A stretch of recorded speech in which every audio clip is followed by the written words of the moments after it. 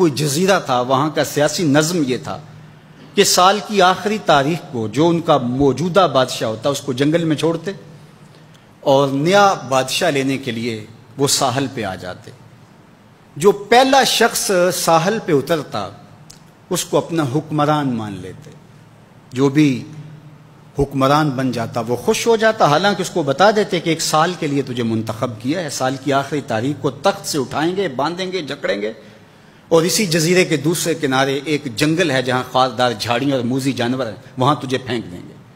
وہ بھول جاتا، کہتا دیکھی جائے گی، اور سال کی آخری تاریخ جب وہ رسیاں اور زنجیریں لے کے آتے تو وہ پریشان ہو جاتا کہ آنکھ جھپکنے میں سال گزر گیا، پتہ ہی نہیں چلا۔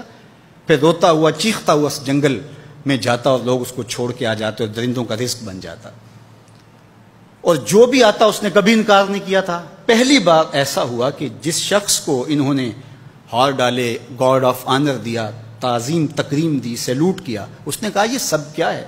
کہا کہ آج کے بعد تو ہمارا حکمران ہے۔ کہا میں تو امور سلطنت نہیں جانتا، میں تو تاجر آدمی ہوں، چیزیں بیچنے آیا ہوں۔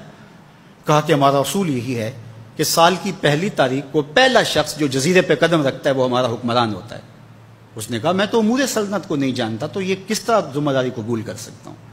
انہوں نے کہا کہ تمہیں کرنا ہوگی، اس کے علاوہ کوئی راستہ نہیں ہے، ہمارا یہ قانون ہے، ضابطہ ہے، اور یہ بھی بتا دیں کہ سال کی آخری تاریخ کو تجھے اسی جنگل کے دوسرے کنارے چھوڑ آئیں گے جہاں موذی جانوروں کا رین بسیرا ہے۔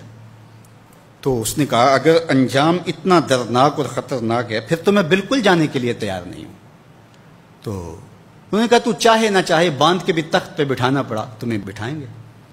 اس نے کہا اچھا مجھے یہ بتاؤ کہ سال بعد میری بات مانو گے یا نہیں؟ انہوں نے کہا کہ ہاں، قانون میں تو ترمیم نہیں کر پائے گا، لیکن یہ ہوگا کہ تیرے انتظامی حکم ہم ماننے پہ مجبور ہوں گے۔ اس نے کہا ٹھیک ہے، میں تمہارا حکمران بننے کے لیے تیار ہوں۔